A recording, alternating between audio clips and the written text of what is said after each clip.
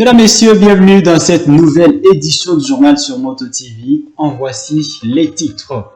La paroisse Cœur Immaculé des Maries de Kitatumba poursuit sa tournée festive dans différents secteurs pour célébrer ses 75 ans d'existence. Ce vendredi, c'était le tour du secteur Voulamba d'accueillir une grande célébration eucharistique au cours de laquelle 386 chrétiens ont été accueillis dans l'église par le sacrement de baptême.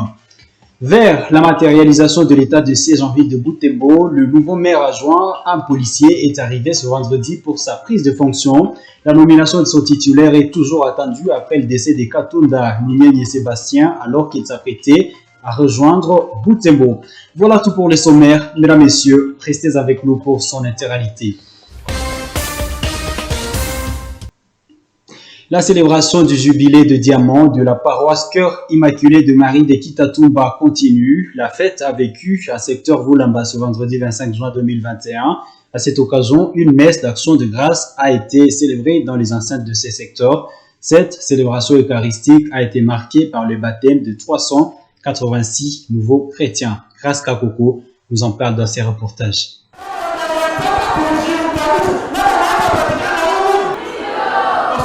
Aux heures matinales, une centaine de chrétiens étaient réunis ici dans l'église du secteur Voulamba, attendant impatiemment les débuts de la célébration eucharistique.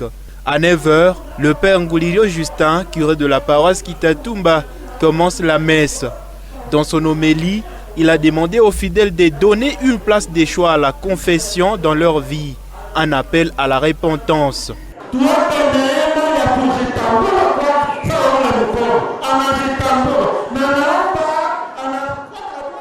Demandons la grâce de nous reconnaître et de chercher toujours à demander pardon à Dieu.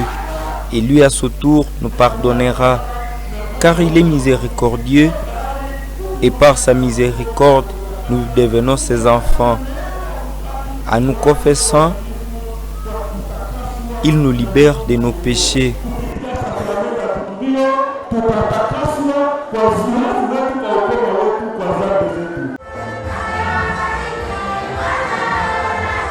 Au cours de cette messe, 386 chrétiens ont été accueillis dans l'église par le sacrement de baptême. Une occasion pour les célébrants du jour d'appeler les fidèles baptisés à rechercher Jésus-Christ avec détermination et à orienter les nouveaux baptisés dans cette voie.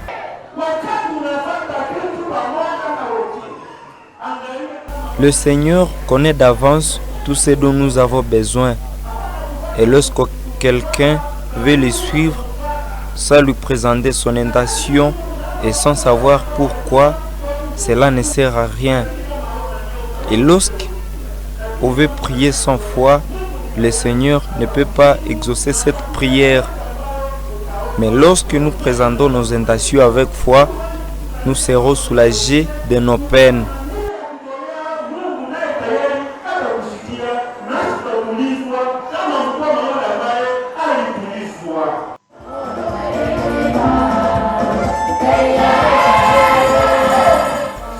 Dans le cadre de la célébration de ses 75 ans d'existence, la paroisse Cœur Immaculé de Marie Kitatumba organise la fête tour à tour d'un secteur à un autre, suite aux mesures barrières contre la Covid-19.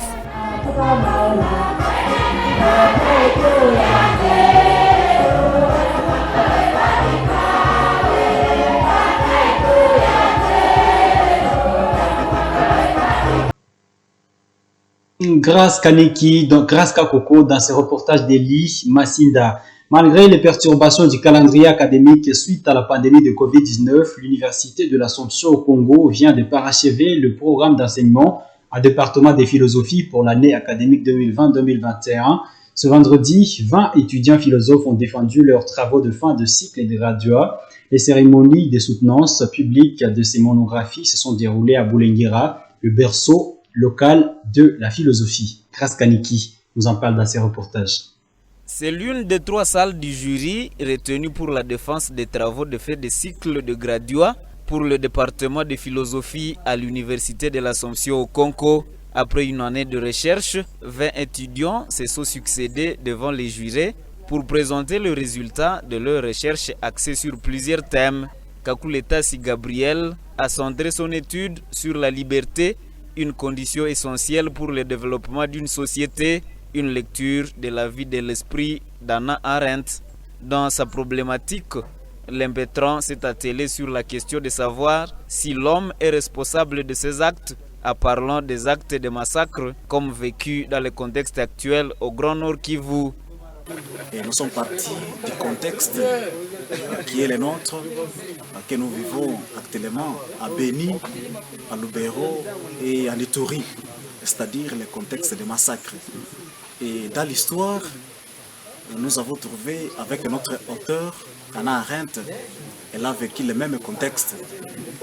Pour lui, c'était le massacre des Juifs.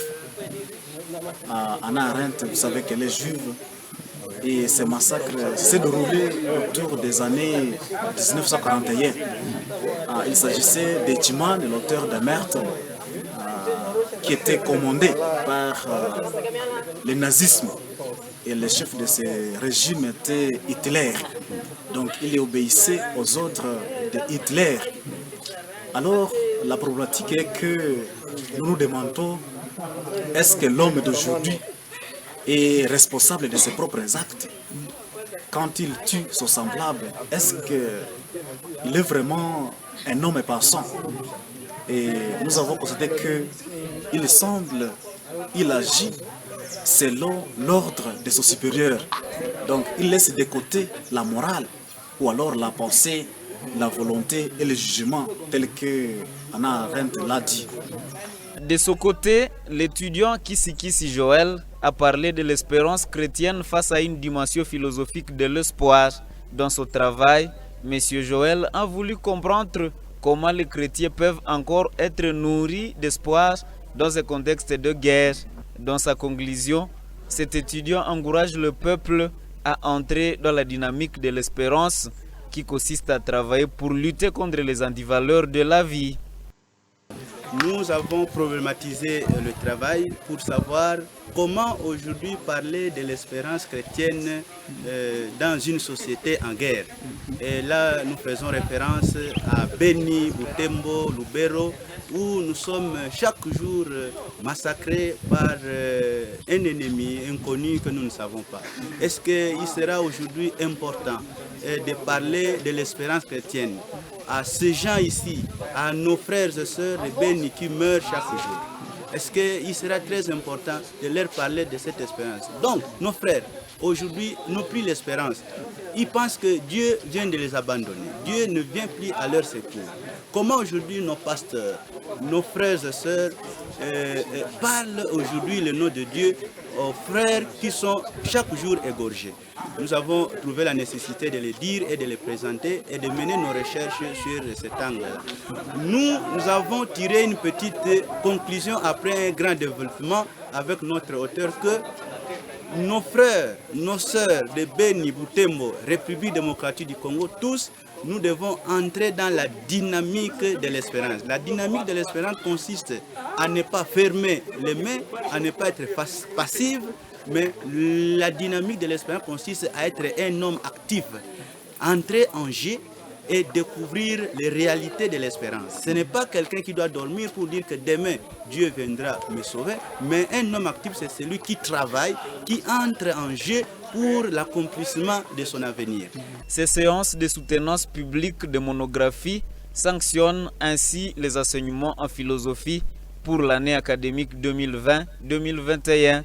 La philosophie, l'un des 3 départements de la faculté de lettres et sciences humaines à l'université de l'Assomption au Congo.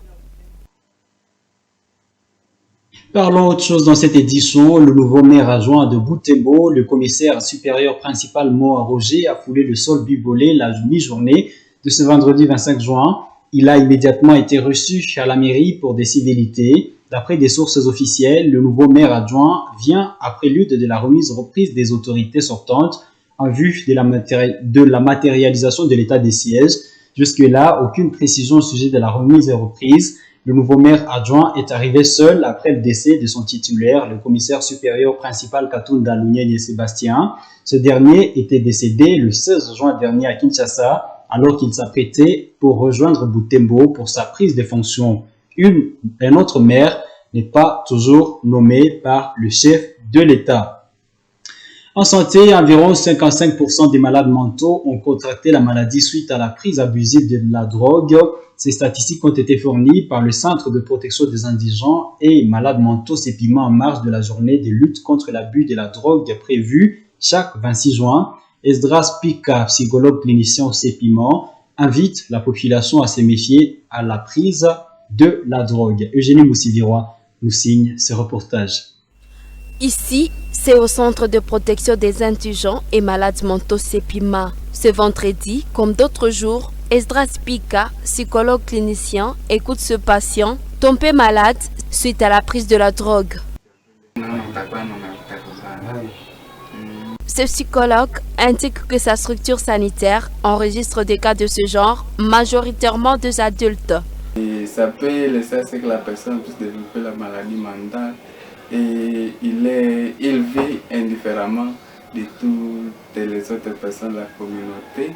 Et cela peut laisser à ce que la personne puisse être atypique, c'est-à-dire il vit d'une manière antisociale. Elle peut développer des maladies mentales et ça peut jouer aussi sur le fonctionnement de notre cerveau où les nerfs sont à difficulté, comme ça peut laisser des séquelles au niveau de notre mémoire, de notre intelligence. Face à cette situation, Esdras appelle la population à affronter les tracas de la vie sans recourir à la drogue qui crée la dépendance aux produits consommateurs et des troubles mentaux à la longue. La prise de la drogue ou l'alcool n'a jamais été une solution à un problème donné par rapport à ceux qui la consomment parce qu'ils ont des problèmes, ils cherchent à diminuer leurs soucis et elle n'a jamais été une solution. La meilleure solution est que s'il y a un problème, qu'on cherche à savoir comment résoudre ces problèmes et qu'on continue avec la vie d'une façon normale parce que la consommation abusive de l'alcool ou drogue a toujours des conséquences, des problèmes de santé mentale comme des problèmes de santé organique.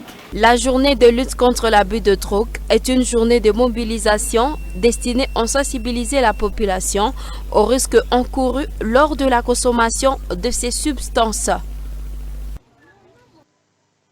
Revenons sur la journée mondiale des veuves célébrée le 23 juin dernier. En marge d'une réunion tenue à la mairie de Butembo, les représentants des services statiques ont révélé que nombreuses veuves issues de la relation avec des policiers ou militaires mènent une vie désespérée. Parmi les causes, ils évoquent l'irrégularité des unions conjugales des couples et des policiers et militaires, ce qui empêche les veuves et orphelins de bénéficier d'une protection après le décès des policiers et militaires.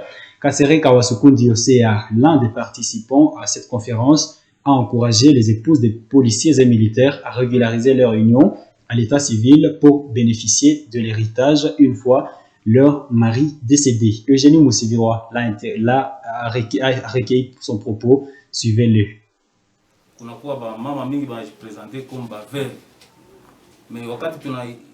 Nous enregistrons beaucoup de femmes qui se font passer pour des veuves. Après l'étude de leur cas, nous constatons que ce sont des femmes, des policiers et des militaires. Et nous remarquons qu'elles n'étaient pas mariées, qu'elles ne sont pas connues ni dans leur belle famille, ni au niveau de l'État. Ces situations nous bloquent au niveau du suivi de leur dossier. Nous regrettons du fait que certaines femmes suivent même leur mari illégal partout où on les limite. Les femmes des militaires doivent s'efforcer à régulariser leur union légale pour bénéficier de l'héritage. Car souvent les veuves ici des militaires peinent. La plupart des enfants, même dans la rue, sont des enfants des policiers ou des militaires, surtout qui manifestent l'irresponsabilité et la non-organisation de leur famille et pourtant qui se tapent la poitrine qu'ils sont soldats. Wakati tunafanya maitide tunakuta ile majari ya mafamilia kule ndani. Na kuangalia inatokana na non organisation ya ule mzazi mwenye alikuwa anajipiga kifaa mwana za soda.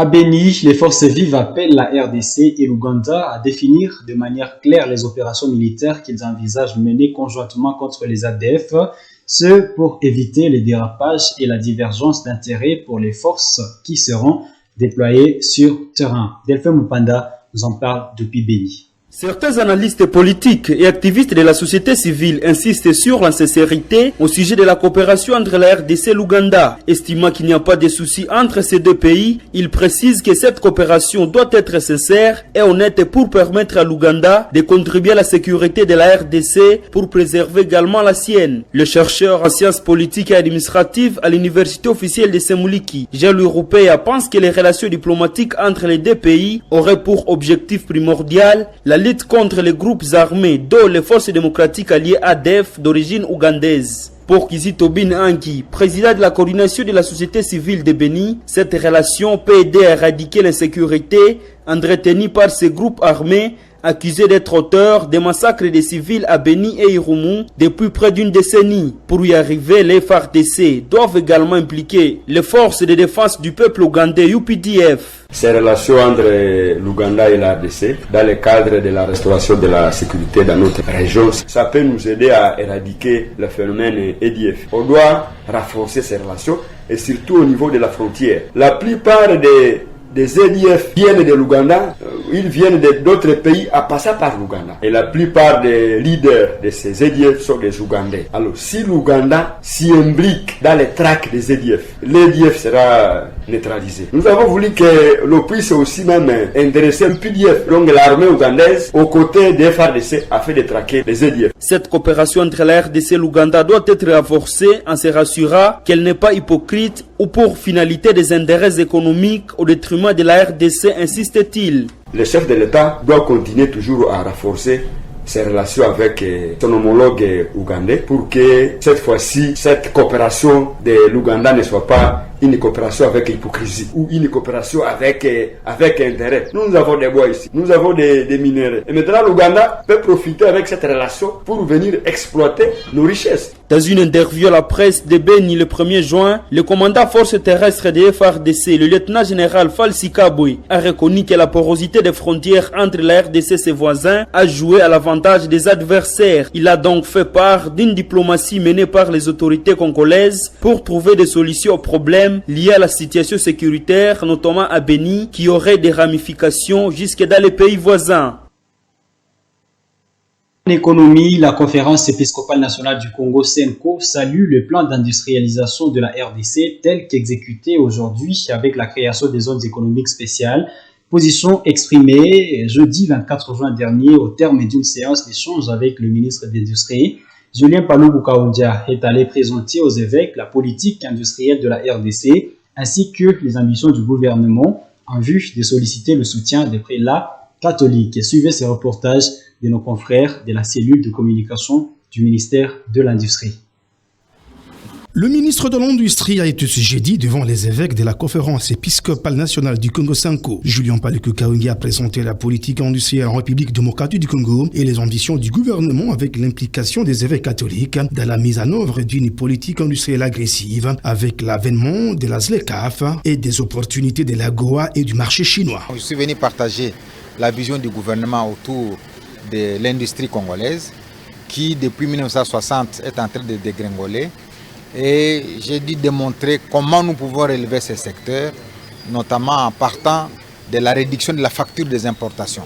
En moyenne, la RDC importe pour 6 milliards de dollars chaque année. L'objectif du ministère de l'Industrie, c'est de réduire cette facture qui pèse lourd sur le gouvernement congolais et sur l'économie congolaise. En important pour 6 milliards, nous voudrions stabiliser cela pour que la production se fasse en interne et que ce soit les Congolais qui produisent cette richesse-là de 6 milliards. Comme ça, nous allons créer des emplois en République démocratique du Congo au lieu de les créer ailleurs. Donc ça, c'est le pilier de la politique industrielle. Et nous avons partagé avec eux comment, au niveau du gouvernement, nous avons fait déjà adopter la politique et les stratégies industrielles basées sur la densification de l'industrie sur tous les 6 espaces industriels La Senko a salué le plan directeur d'industrialisation de la République démocratique du Congo avec la création des zones économiques spéciales. Paluku Sikuli Melchisedek, évêque du diocèse de Butembo-Beni, revient ici sur la zone économique spéciale de Moussienene. La motion que j'ai donnée à nos opérateurs économiques, qu'au lieu que nous recevions chaque jour une dizaine de conteneurs qui nous arrivent d'ailleurs, que ces conteneurs partent de Butembo vers l'intérieur du pays et même vers l'extérieur. Les échanges avec d'autres couches sociales vont se poursuivre, a indiqué le ministre de l'Industrie.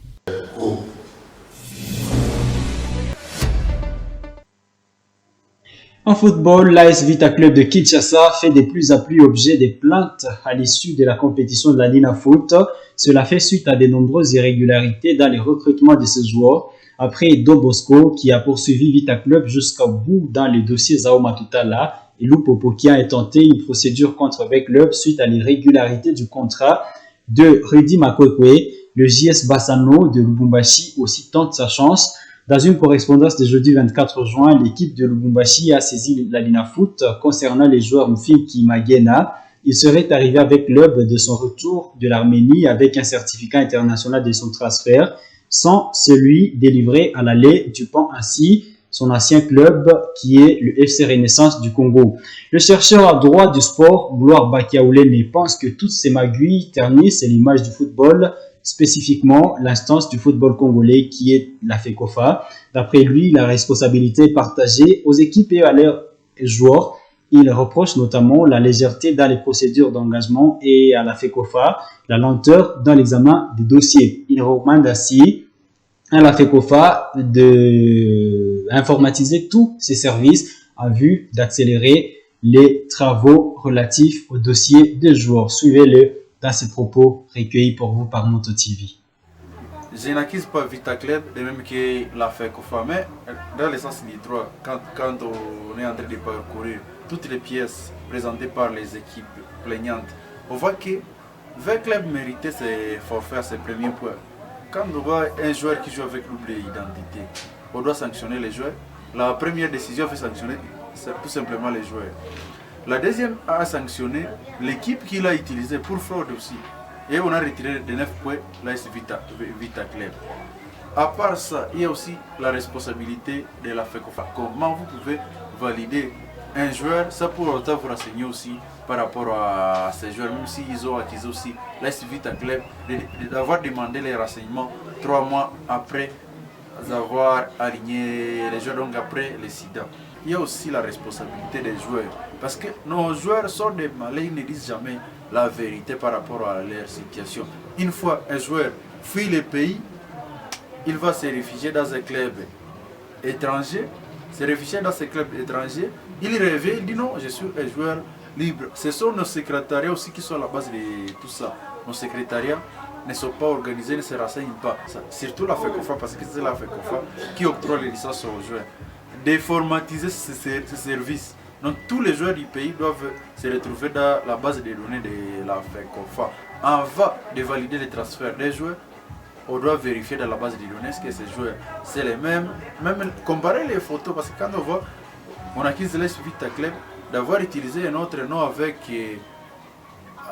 Zao Matutala pour sa fausse, sa soi-disant fausse licence. Ce qui ne devrait pas arriver dans un pays qui est sérieux. Et c'est pour cela que notre championnat n'émerge. Fidèles téléspectateurs de Moto TV, c'est par ici que nous closons cette édition journal. Merci à vous tous et à vous tous qui l'avez suivi. Au revoir.